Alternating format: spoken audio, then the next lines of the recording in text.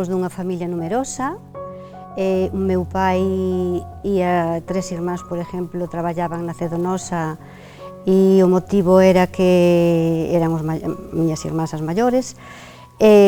Cando éramos pequenos, bueno, pois miña nai tiña a plaza, porque non se ganaba suficiente na fábrica Cedonosa, e dedicouse a andar co pescado, e vender polas casas, iba a Ribeira e ao Grove e ás lonjas para coller o pescado fresco e vendío porta a porta. E entonces miñas irmás querían casar, que daquela casábase moi novo porque facía falta aportar na casa, e meu pai aportaba, e a familia tamén, os irmáns tamén, mamá tamén ca plaza, pero, en fin, que todo facía falta, así que casaron moi novas, e había aquí moi cerca que se chama Bamio, que é un mar que antigamente, nese ano 76, 77, podías ir ao mar libremente, non é que dixéramos pódese mariscar como se quere, pero nós pensábamos que o mar era noso. Entonces, cando abría a veda, miñas irmáns, esta irmán que se casou en Bamio, foi para a casa do sogro, neste caso, entonces xa me levou un pouquiño a min, miña irmán Marita, que tamén está aquí, pois ela casou no mesmo ano, tamén foi para a casa dos sogros, pero había que aportar máis á casa do que parecía, o sea, non era casar, ir para a casa para ter fillos, pero nada chegaba. Entonces, eu dicía a miña irmán, claro, eu estaba na casa e meus pais estaban ganando, pero sin aportar, e dixo, mira, se se pode ir ao mar, pois eu tamén me apunto. Entonces abría a veda en outubro, noviembre, así máis ou menos hasta diciembre, pero bueno, aí abría a veda e podíamos ir libremente. Así que collíamos os nosos aparellos, éramos ao mellor do lugar de Bamio, había xente daqui tamén, íbamos no autobús, que valía daquela ao mellor 7 ou 8 pesetas, ir a Bamio, que son 6 kilómetros daqui, de Catoira, aí.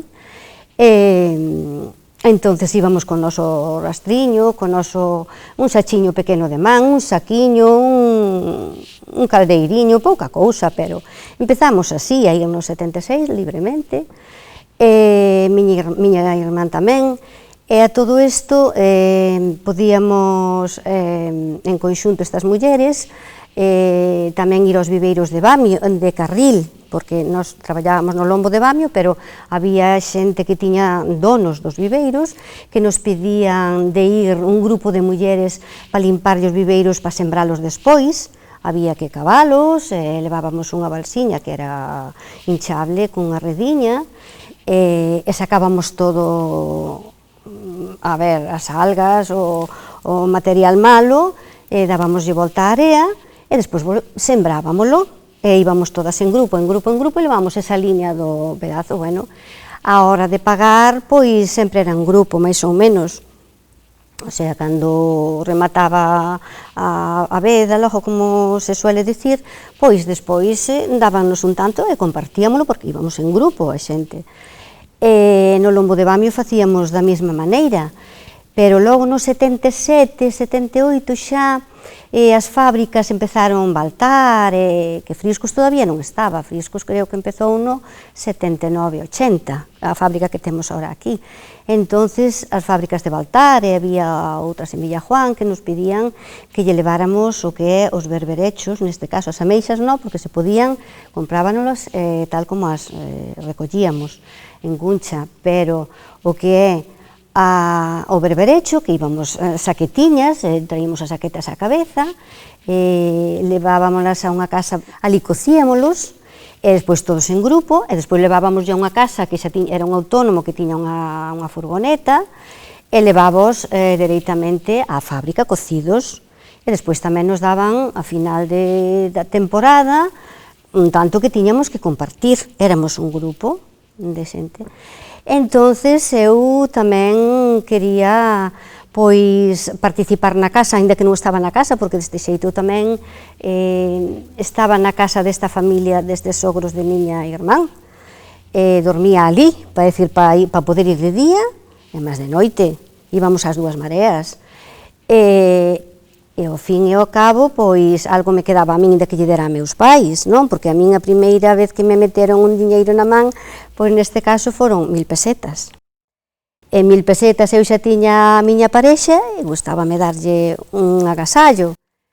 De feito, había aquí en Catoira un señor que se chamaba Hipólito Rei, que tiña unha tienda de muebles, ao mesmo tempo vendía roupa de cama, louza, todo como para comprar para bodas, e ao mesmo tempo pois tiña tamén relojes, algo de joyas. Eu dixo, bueno, pois gustábame comprarlle a miña parexa, e de feito compreille unha esclavina que a teño ora aquí, que pon que é do 77, sí, o 1 do 1, que é o santo do meu hoxe marido, que se chama Manolo, e tuviña que pagar a plazos, porque 1000 pesetas, pero tes que aportar na casa, aínda que non estuveramos nós, pero para comprar un regalo para iso valía moito, era máis do que se pensaba. E despois, pois, sempre levamos a vida de maneira conxunta, na casa, pois, aportando hasta que, bueno, miñas irmás casaron ese ano, eu caseime no 81, e cada un foi vivindo a vida, bueno, pois, eu xa vai facer 40 anos, levo unha vida, pois, moi, como diría eu, no primeiro momento, pois era unha vida de labregos. Eu caseime nunha casa que había 2 vacas, 4 porcos, e había que traballar leiras para traballar para que comeran as vacas, de patacas ou de remolachas ou de verduras, e ter todo eso, porque a familia do meu marido tamén eran, pois, foron outros 9, e son hoxe 6, pero tamén era unha familia, pois, algúns tamén emigraron, nunha Suiza, Venezuela. A romería vikinga, a min, como digo, que o cabeza de familia, que era o noso pai, e 3 irmáns que traballaron na Cedonosa, eu sei que sempre oía dicir, bueno, pois logo ha de vir a romería vikinga. Eu sabía que sempre lle reunían uns cartiños por cousa de fazer esa romería pagada pola Cedonosa, pola empresa, sempre eu pagaban os traballadores, está claro. Entonces a mí facíame moita ilusión participar, sempre, e ver que haxa logro, vamos, que eso que familia, que digan, pois isto foi algo que pasou algún día, foi verdad, algo, claro, ten que basar na historia, ten que haber batalla, ten que haber amor, ten que haber lucha, ten que haber o desembarque, ten que haber o que a vida che pon diante. Pero gústame que de todas partes, de todos os lados, que haxa un impulso de todos, que haxa un equipo, que seamos todos un. Iso é importantísimo, que haxa unha agrupación de 15 personas, pero que avancemos en equipo. E sí, podemos facelo, porque hai xente aquí en Catoira que os de Dinamarca eran bons, enseñáronos moi ben e temos moi bo recuerdo, pero aquí en Catoira hai xente moi boa, hai xente nova, ainda que sean nenos, inteligentísimos, iso vese. Eu na romería... Seda, liño, lá, veñan comprobalo. Eu vendía roupa, eu estaba nun mercado, entón eu tiña que facer que a xente viñera anda a min, querendo demostrar que o que tiña era bo, eu tiña que demostrar que o produto era bo. Despois aquí o que me gustou moitísimo de Rosalía, porque a directora anterior a esta é moi rosaliana, e aquí ese tema traballouse moitísimo, e iso sí que me gustou porque profundicei no moito. Profundizar é sentir o que dice, o que pensaches. Entonces eu, se queredes fago vos un párrafo deso, non sei se...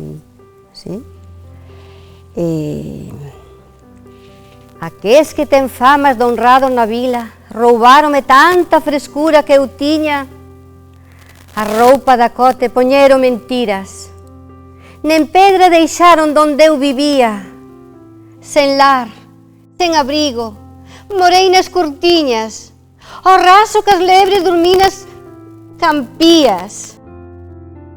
Meus fillos, meus anxos, que tanto eu quería, morreron ca fame que tiña. Quedei deshonrada, murcharonme a vida, fixeronme un leito de toxos e silvas.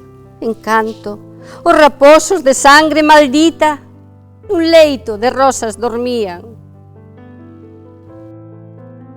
Oh, xueces, axudaime, berrei inda. Tolería. De mí se mofaron, vendeume a xusticia. Entonces, berrei, máis alto inda. Bon Dios, axúdame. Bon Dios, tan alto, non me oía. Entonces, cal loba, doento ou ferida, dun salto con rabia, pillei a fauciña. Andei paseiño, nen a serva sentía. A lúa escondíase e a fera dormía cos seus compañeiros e en cama mullida. Mireinos, tranquila, e dun golpe, dun só golpe, deixeinos sin vida. Entonces, esperei polo alba do día, tranquila, e así cumpreuse a xustiza nas leis da man que os ferira. Bueno, non estaba moi preparada.